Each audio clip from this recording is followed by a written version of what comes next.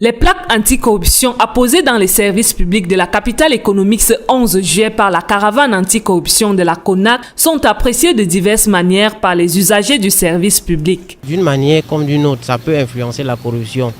Mais comme les Camerounais d'abord n'aiment pas lire, je ne sais pas si beaucoup d'usagers des services publics prendront même le temps de lire ce qui est apposé. Certaines pratiques ont changé, particulièrement aux impôts. Il y a moins de problèmes aux impôts maintenant. Les choses se passent bien.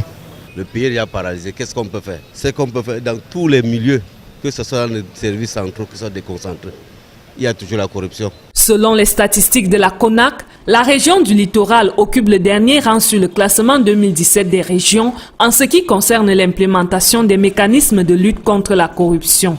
Le mal est donc profond au point où certains citoyens pensent que la CONAC à elle seule ne peut venir à bout de ce fléau. Le problème de la situation de la CONAC, c'est que ils ont les corrupteurs, ils envoient à Etoudji.